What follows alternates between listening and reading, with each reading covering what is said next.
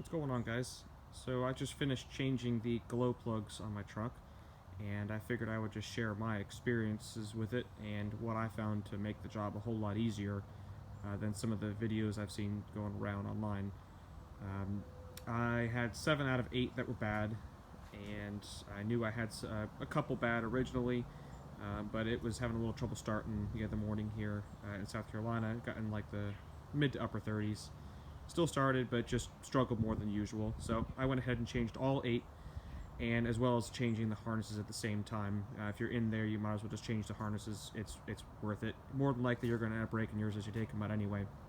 So what I've seen most guys do is they end up going through the top using that OTC tool.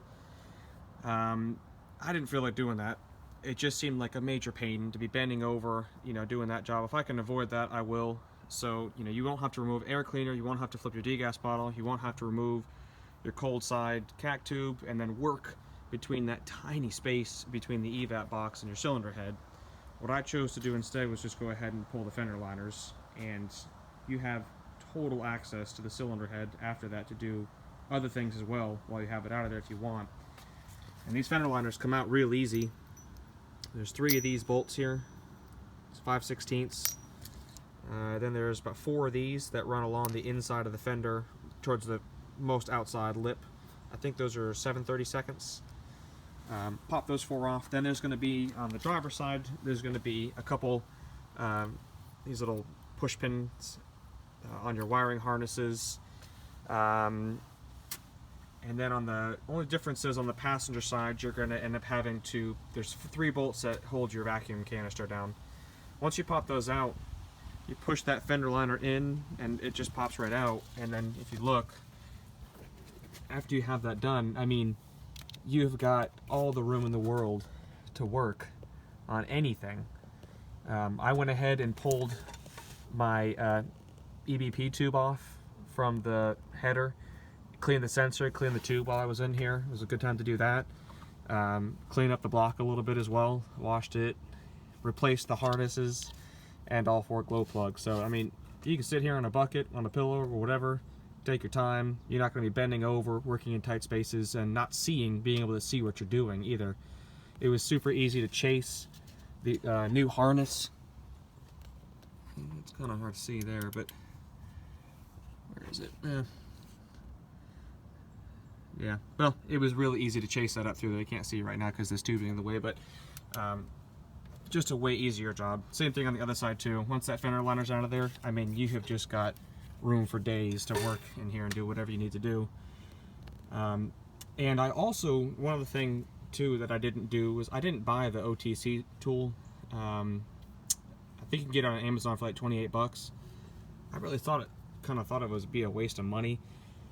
I mean, if the plug harness is gonna break, then the tool's no good to you, and I kind of expected them to break anyway. The truck's got 170,000 miles on it, so all I used was a little piece of wire. Take that thing, slip it across the top. Once it's around that, let me get you a little more light here.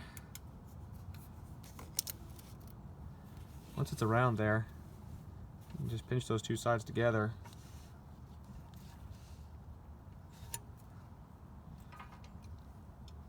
Take your fair needle nose.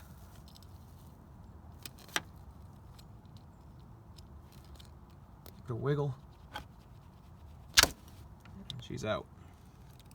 Easy as that. So you just saved yourself $28.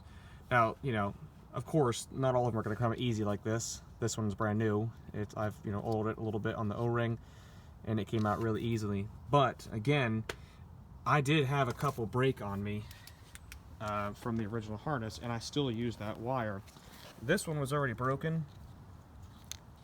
This is where the tool would go.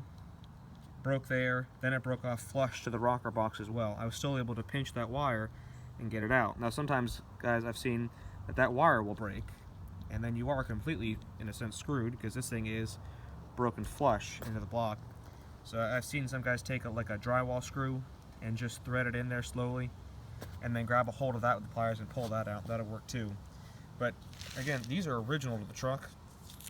170,000 miles. I used that little wire on all of them. Didn't have to pay for that tool, and then just throw it in the toolbox and never use it again, because I'll probably not have the truck long enough to need to do this ever again. So I wouldn't waste the time or the money really on buying that tool if it was me. Besides that, everything else was pretty easy.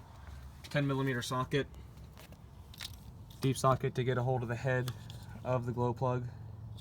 Once it's loose, just use like a little magnet and pop that thing out of there.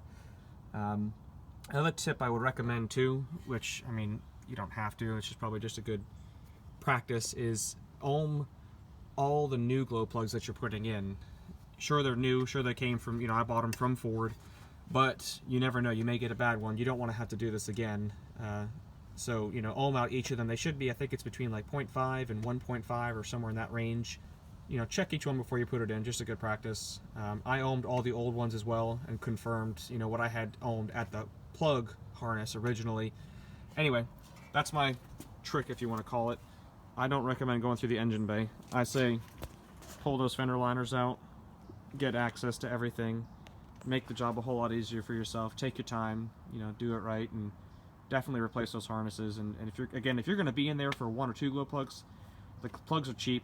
They're like $10 a piece. I would just replace all of them, especially if you're that far into it. And again, EBP sensor, whatever else you want to tackle while you're having it apart. And that's it.